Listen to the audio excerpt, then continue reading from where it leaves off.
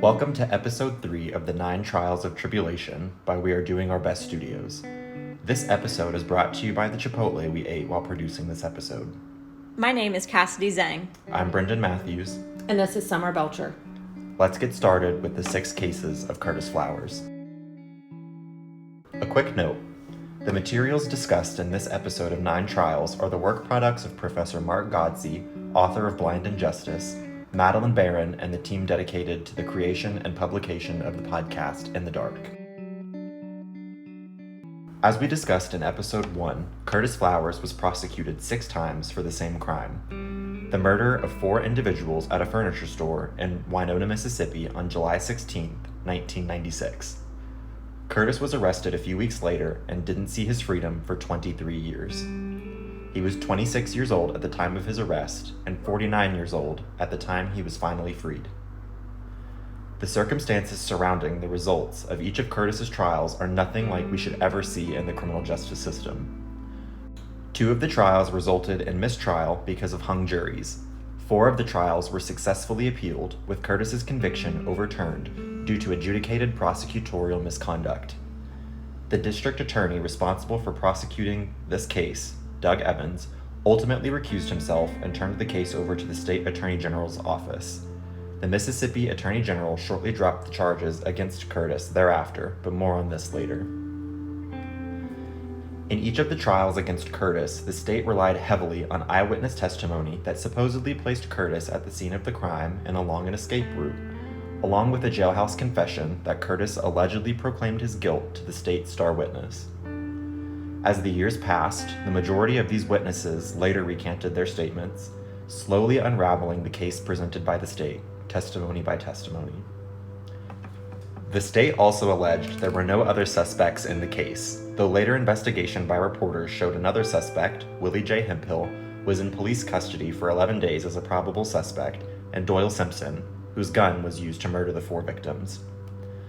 Finally, District Attorney Doug Evans withheld Brady material, or material that is required to be shared with the defense if it would help their case, and argued facts during the first trial against Flowers that were not in the record or presented as evidence.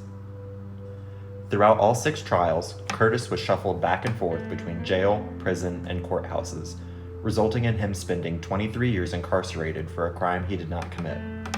In every case, Curtis was unsuccessfully tried by the DA, but he never saw the outside of a jail cell or a courthouse because Doug Evans would simply seek to retry Curtis after every failed attempt.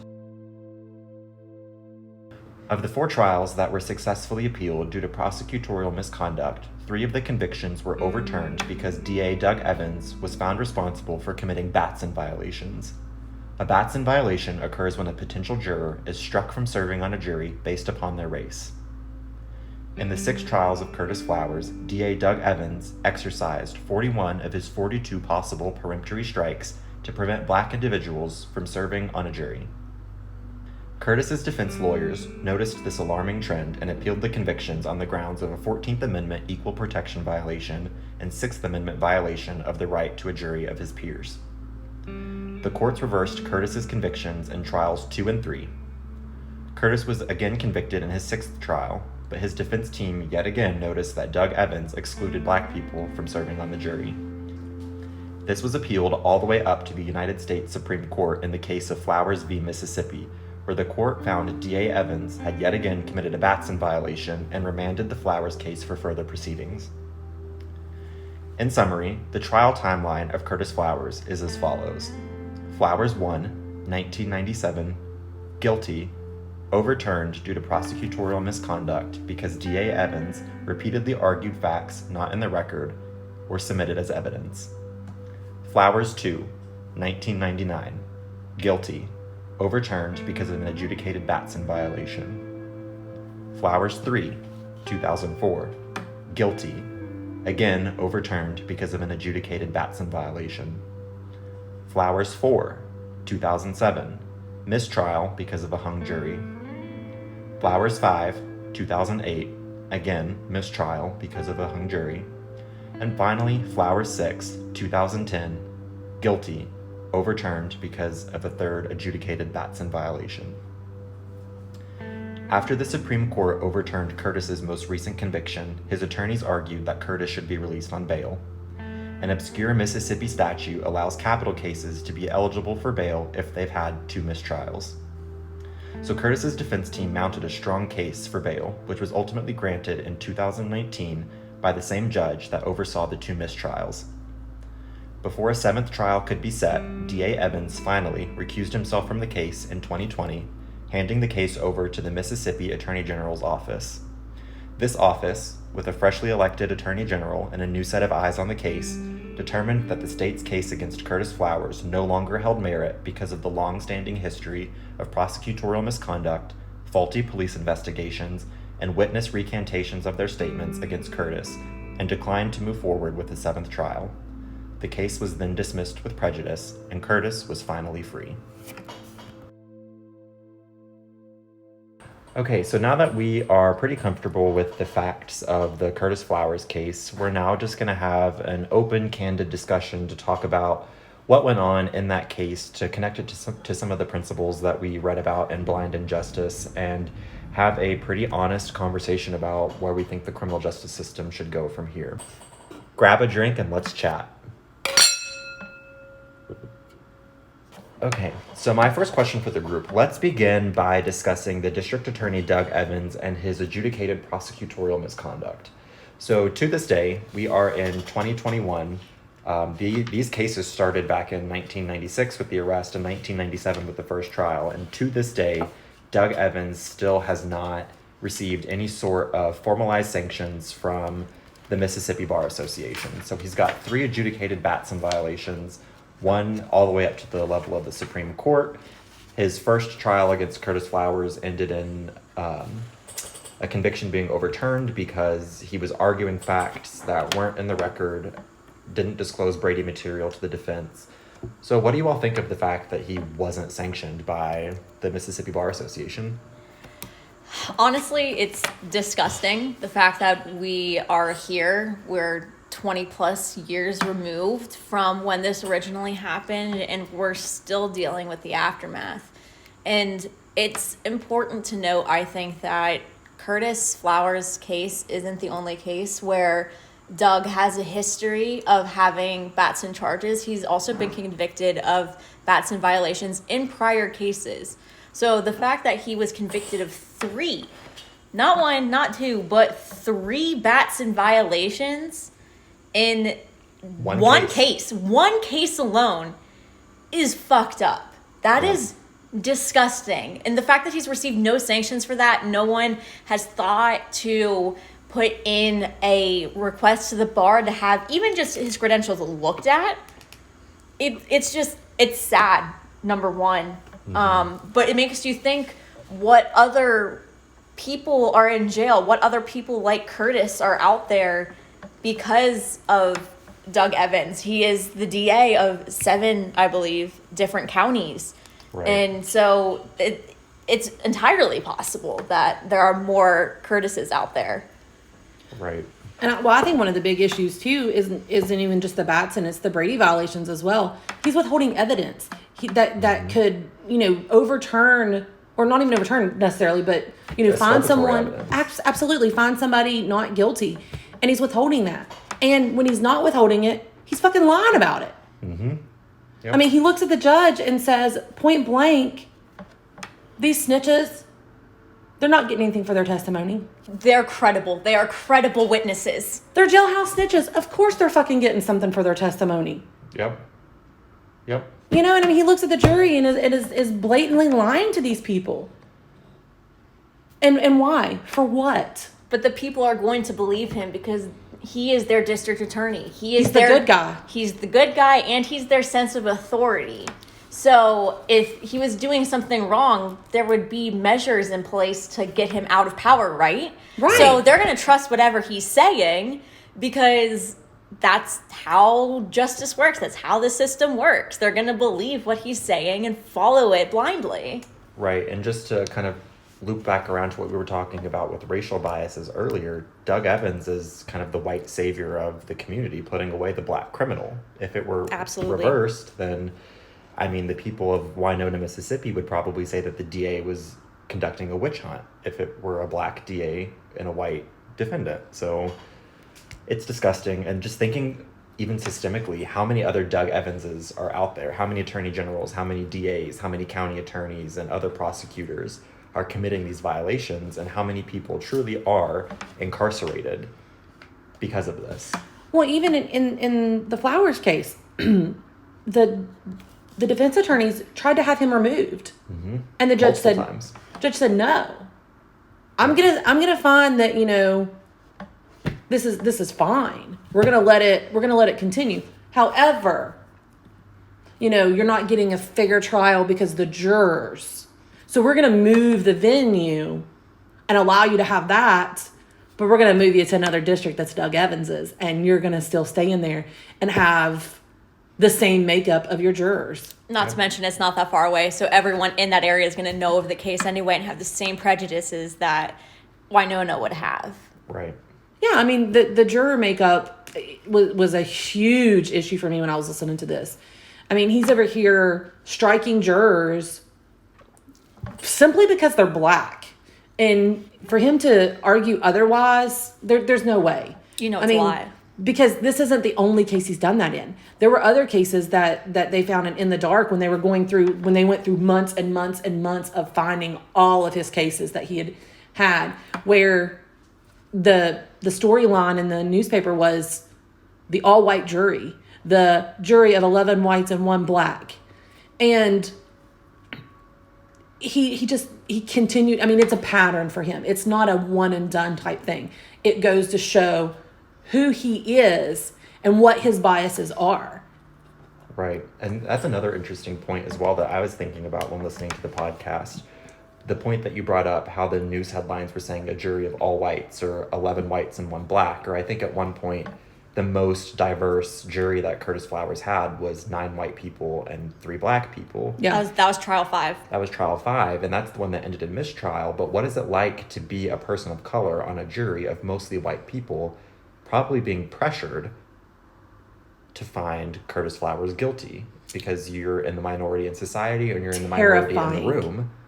Terrifying. And then in trial 5, of course, the lone holdout of not guilty was a black man, and he ended up arrested because of it, because the judge said that he perjured himself during jury selection, when if the judge would have just read the record and the transcripts of jury selection, there was no perjury. He simply arrested the man and tried to have him prosecuted because he said not guilty.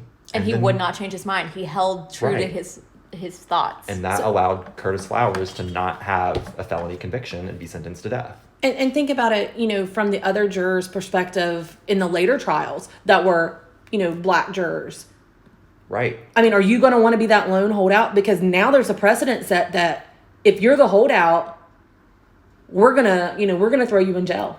Right. Well, and not even that necessarily. Even if they don't get thrown in jail, the community knows who these jurors are. Oh, absolutely. So if you've got the black jurors that, you know, cause the jury to be hung and there's a mistrial, who's to say that the other white community members aren't going to threaten them and come after them? It's not just the black community members. We heard in the podcast where the white man who found the gun and turned it into the police was ostracized and had to move because the other white people turned on him to the point that his bank teller tell him he needed to move banks and find a new bank and open a new account there because they just couldn't serve him anymore.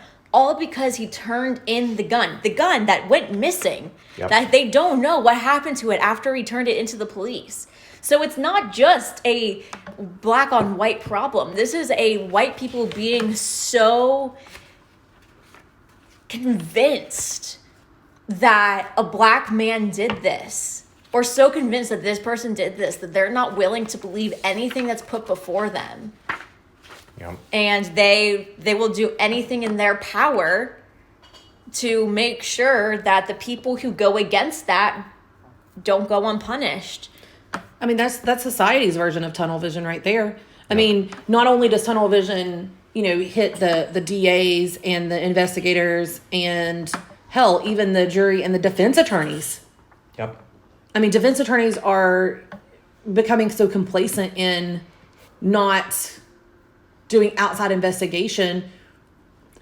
and becoming so jaded, I guess is a good word for it. They're overwhelmed in their workload. They're absolutely, especially public defenders. I mean, they have 100 cases sometimes going at once. But society also has that tunnel vision. Yep. You know, society's been told this black man did this. Curtis Flowers did this. He is the suspect. He is the murderer of these poor people. Which, don't get me wrong, my heart goes out to the victims and their families. Absolutely. I couldn't imagine 100%. being in their position. But my heart also goes out to Curtis Flowers and his family. I Right. would want justice, but I would want justice done for the person who actually did that to my family member, not just the first person they found that fit the bill. Absolutely. I would want it to make sure that the person who actually did that is the one who went punished. That didn't even fit the bill, but they Said that they made to fit the forced. bill. They tried to force to fit the bill. Yep. Yeah, and society. I mean, the community there is like, okay, he's it. This is what the prosecutor said. The state is right. He's the one that did it. We're gonna look nowhere else. Yep. So everything that we find, everything that we read, we're gonna force into that square peg into the round hole, and be like, this is it. Yep. And I mean, Absolutely. I'm sure I have my own versions of tunnel vision because we're human. I mean, it happens. We all do. We all have Absolutely. it. It's just that I couldn't. This is one of the reasons I think that I steer clear of criminal law, because I couldn't imagine going to sleep at night knowing that I put someone in prison that didn't deserve to be in prison, or that there was even a chance that I did that. Because how Doug Evans fucking sleeps at night, I will never understand. And honestly, I even told my husband this. I want to write him a letter and ask him, how do you sleep at night? What kind of person could do this and allow this to happen and be okay with it? Yep. I just- Especially what you brought up. It was in episode 1 or 2 when you were talking about how Doug Evans relied on the jailhouse informant is Odell. And Odell murdered 3 innocent people. Yeah, So Doug those allowed murders him. are on Doug's head. 100%. absolutely. He gets what he wants out of this guy. And the guy even comes back later and says, none of that was fucking true. None of it's true. Granted, he was on a, contraband cell phone in That his Doug allowed. in his blanket fort in his prison cell, On Facebook as well. talking to these reporters like none Where of that's he true. made a transaction on the phone selling drugs to other inmates. Right. And he's in there, saying none of that's true.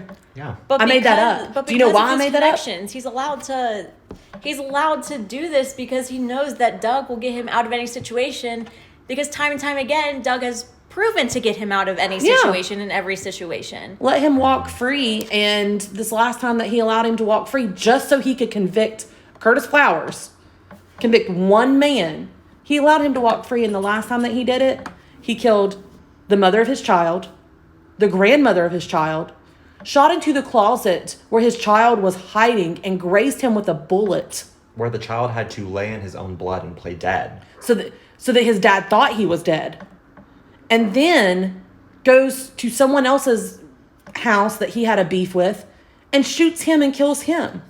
Through the window in their sleep. And proceeded to show not a single bit of remorse. To this for any day, of still his doesn't show actions. remorse. No. Didn't in any of his discussions with the reporters in the dark. Yep. So, kind of shifting gears a little bit. We've talked a lot about how Doug Evans, did everything in his power to convict Curtis Flowers. And we know that he relied on a botched police investigation. We know that he fabricated evidence. And we've talked about the adjudicated prosecutorial misconduct. So why do you all think he fixated so heavily on Curtis as opposed to any of the other more probable suspects? And do you think this case would have been different if he gave equal attention to those suspects? I think the case would have been different because, A, I don't think Curtis would have ended up in the position that he ended up in. I don't think he would have ended up in jail at all because there was no evidence really pointing at all to that he was involved in this. But like we said earlier, I think a lot of it was tunnel vision. He was fixated on the fact that he had a story, he had a motive, he had a theme. Curtis had been working for Tardy Furniture a couple weeks prior.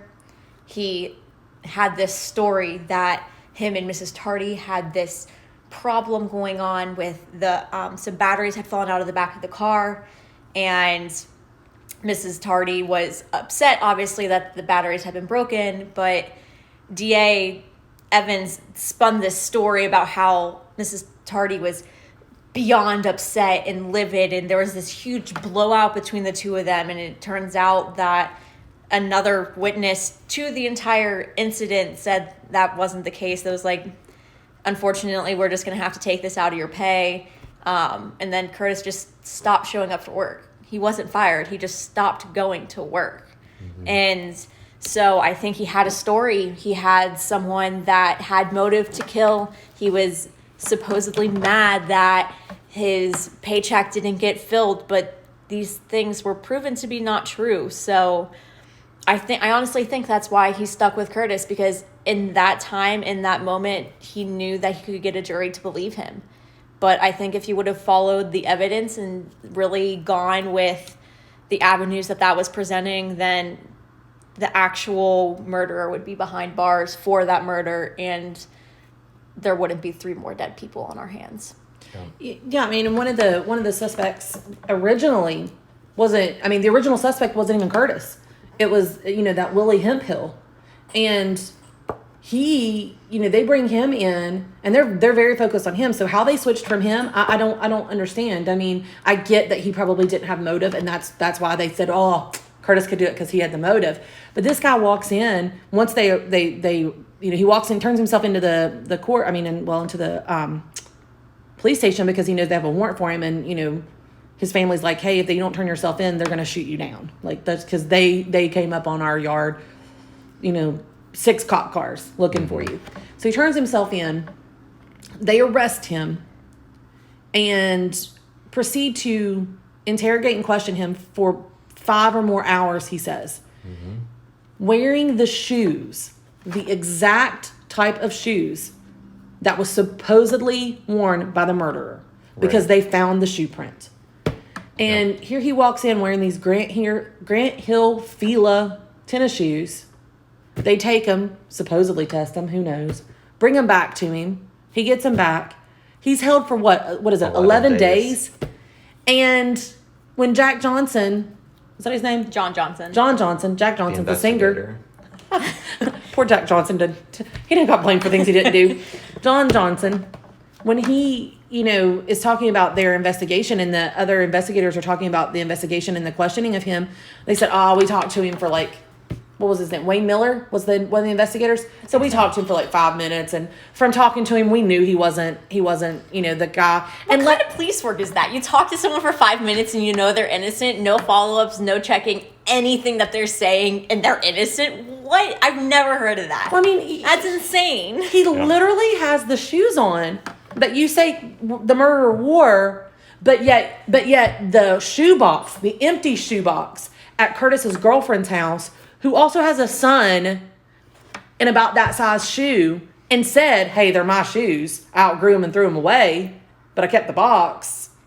That proves he was the murderer. The hell? Yeah.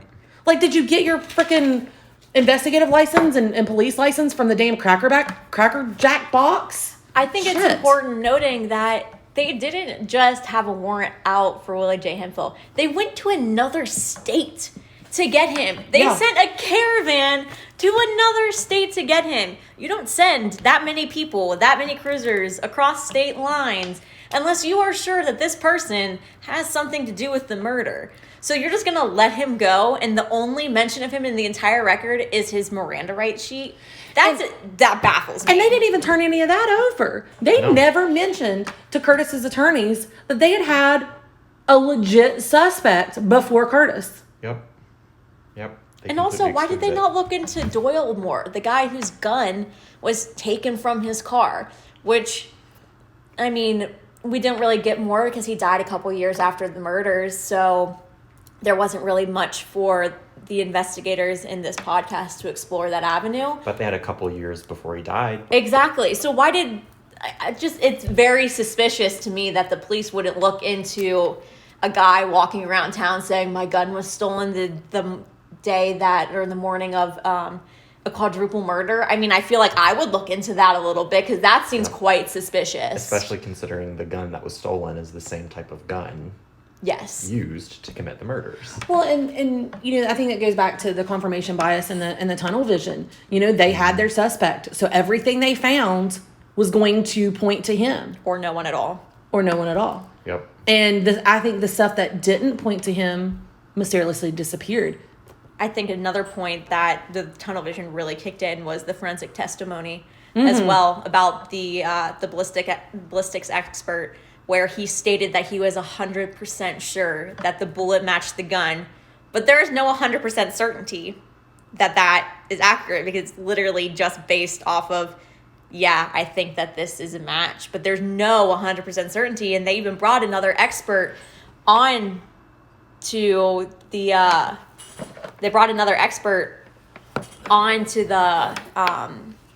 podcast and said that there's no way that this guy should be saying there's 100% certainty with anything in forensic analysis. Well, a lot of the problems too with the ballistic expert is when they, you know, are testing these bullets and things like that. Normally you have the gun and you shoot that gun to kind of compare it. What they did is they, you know, talked to Doyle and he's like, I go out back at my mom's house and shoot into this post for target practice. But so does everybody else in my family. Yep.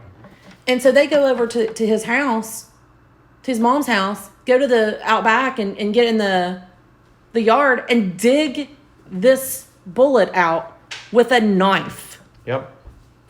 And then they go back 2 weeks after the murders to the crime scene that has not been secured. It's been cleaned up. And they miraculously find a bullet in pristine condition in a mattress. And what did they dig it out of the mattress with? A knife. But you're telling me that you do an entire investigation of a quadruple murder and you don't find the bullets in a mattress? But you do 2 weeks after the murder, after everything's been cleaned up? That's just asking. I don't know. That really bothers me. The expert witness, he said the way that they test these bullets is they put them side by side under, one of the side by side microscopes. I don't know what the name of it is. And they look at it and just eyeball it. In the dark podcasters asked him, the reporters asked him, do you measure the rifling and the striations and things like that? And he said, no. They're like, well, how do you know? How can you be certain? From years of doing it. Yeah. I just really believe it. I think he said, I just fully believe. Yeah. He said, if you don't believe it, then that's the problem. If you don't believe your answers within 100%, I was like, what are you talking about, man? Yeah, he looks at it and says, it's just more of a look at it and apply your opinion here that you've developed over the years. Some expert. Yeah. So we've talked a lot about the circumstantial evidence that the state is relying on. So we've talked about the faulty testimonies given by the snitches and this faulty ballistic evidence from these bullets they've miraculously found. So let's talk about some of these witness statements. And so we know that the state put up about 12 different witnesses that testified to seeing Curtis Flowers along this route that Doug Evans put together from Curtis Flowers wakes up in the morning, leaves his house all the way up through he's committed the murders and run off into the fields beyond to escape. So what do you all think of those witness testimonies that were later recanted?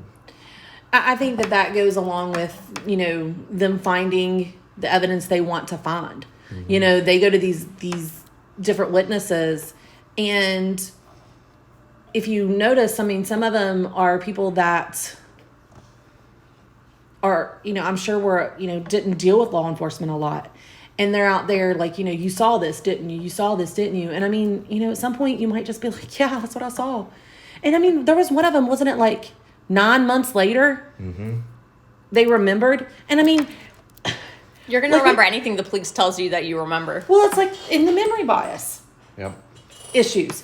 You have a different memory maybe from what really happened, and the police are filling in these holes for you.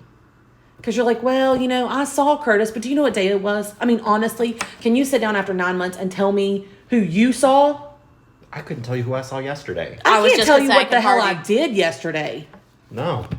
I'm lucky if I can tell you what I did a couple hours ago. Right? So how can you tell me with certainty that 9 months ago you saw Curtis Flowers walking by the street corner. By anywhere. And one of the big, witnesses that they had that actually put him at the scene, not in the store, but running away from the store after the murders, she wasn't even there. No. And that was corroborated by 2 different people. And she later recanted and said that the police officers coerced her into saying that they had the story put together for her and basically coerced her into testifying. And that was the truth. And I wonder if at some point she honestly started to believe that that's Probably. what she saw. Because our minds play tricks on us all the time. Right. And It's talked about in Blind Injustice, how you start to form memories when people tell you something happened a certain way and you're fed all of this information, that becomes your memory. So I fully believe that could have happened. well, and I mean, 2 people came back and said, no, that didn't happen. The guy that she was supposedly with at the time, that he was taking her down there to pay her furniture bill, and her sister, Who she was actually with at the time. who she was actually with. And, they even tried to say that the guy that she was with saw Curtis run away. He said, no, that's not what I said. I said I saw someone running away. And that's not the only time that happened. There are a lot of instances in this case where so-called witnesses did not give the statements that they were said to have given. Specifically, what the podcast called the Shoe People. Yep. Not a single Yeah. one of the people who the investigation said identified Curtis wearing the Fila's. Not a single one of them actually said that he was wearing Fila's or they knew him to wear Fila's. And some people even said, no, he never wore Fila's. Like, I never said that. Or I only saw him ever wearing dress shoes because he sang in a choir with his dad. Like, it's not only just that, but the lead investigator didn't take notes. This is a quadruple homicide, and he didn't take notes on anything. That's just, at the very, very best, horrible police work. Yep. Absolutely. Like, how do you not take notes on even the smallest of investigations to refer back to? Especially when it's a murder trial, and you're definitely going to be referring back to them. It's because you already have the person that you know did it. Why do you need to take notes? Yeah. I know Still who need did it. evidence. But do you? Apparently need not. evidence? Because Apparently you already not. know who did it. Yep. Well, and you'll make evidence to fit your story. You've honed in on that person. What's the use at this point? It's just a waste of my time. Yep. So one last thing that I want to bring up before we close out. Probably one of the most powerful moments in the podcast for me is when the lead investigator or reporter for the podcast was interviewing previous jurors that had served on Curtis's 6 trials. She talked to pretty much only the white jurors, since there were very few to no black jurors that served on any given jury. But those white jurors were talking about how if there was a black witness up on the stand giving a testimony, they were more likely to believe that black witness because the white jurors themselves believed that black people will not testify against or convict other black people. So we've talked a lot about confirmation bias and how people will fit whatever they can into the stereotypes that they've preconceived. So what do you all make of that, with these white jurors just assuming that black people won't convict other black people, and how that convinced them of Curtis's guilt? I think it's in their mind that black people stick together. Yeah. So I mean, why would a black person turn on another black person? I mean, I don't understand that train of thought. I don't understand how. I mean, I'm not gonna look at other people and be like, oh, all white people stick together, all Asians stick together. I mean, who the hell? I mean, I guess they're a product of their upbringing, even. I mean, because they are growing. A lot of these people are growing up in the deep South and have been there for generations, and it's the racial bias that starts coming in. Not even just the confirmation bias, it's the racial bias. We're starting to kind of, pull in what our preconceived notions are of race. Not even the evidence of race. Yeah. I fully agree with that. I really think that it's the ingrained notions of what society has taught us. Maybe not so much, I can't even say not so much being up from Ohio, but especially down in the South, in such a rural part of the South as well. Mm-hmm. It's just, you're going to be a product of your upbringing. And I think that bias, that it's sad. I think it's sad that even today, 20 plus years later, that still is something that exists within the criminal justice system and society as a whole. But the fact we have to have the conversation at all regarding race inside the criminal justice system is disgusting. Yes. We're in the year 2021 and we still have to have these discussions. Right now, a trial is going on against a police officer who murdered a black man who was unarmed over a fake $20 bill. Yep. We're having these conversations today. This isn't even just from, the 90s. This isn't a past problem. This is a today problem. It's a contemporary problem, and I think it just goes to show how far these biases run. They run deep. Within not only society, but us as individuals. The three of us, anyone listening to this podcast, anyone we know, it's just whether or not we recognize them. And sometimes we don't even recognize them until they're brought up, until Absolutely. we're made aware of them. Yep. But it doesn't mean that we live without them, because we don't. We're human. We're all going to have those issues. It's just a matter of how you deal with them. Do you learn from it? That's the problem. It's not necessarily having these biases that's the issue. It's the fact that we're not learning from them. And the criminal justice system isn't learning from it. It's making the same mistakes over and over. And when you forget about history, you're doomed to repeat it. Yeah. And that's what we're doing. The criminal justice system is just so fucked that I don't even know how else to put. And I've been in the criminal justice system working as a paralegal for 16 plus years. And I've seen it. I've seen it come across my desk because we did public defending. We did criminal defense. I had the attorney that I worked for switch from criminal defense to becoming an assistant prosecutor for our county. We saw those things. I don't know how many times cases would come before me and I would just be astonished at the outcome based on, just their color of their skin or their socioeconomic position in life. Yeah. Yeah, there's a lot of bias that really, it's not even just indoctrinated in the criminal justice system. It's the foundation of the Absolutely. criminal justice system. It started informing the criminal justice system from the moment our country started to build our criminal justice system. So there's definitely no easy solution for it. And really, you talk about how it's a contemporary problem and we're having these conversations in 2021. It feels like we're just now starting to really have these conversations. Yeah. They've always been going on, but people are just now systemically beginning to say, this is fucked and we need to fix it. Yeah, it's like, if a black man is arrested for having, X amount of grams of crack, and a white man is arrested for having the exact same amount of cocaine, the black man's going to spend longer in prison. Right, and the white person may not even go to prison. He may not. He probably won't. If More he than has no likely. prior offenses. It just, anything like that. and I think that, because it boils down to, historically, cocaine has been a rich white person drug, Yep. and crack is a poor black man drug. Yep.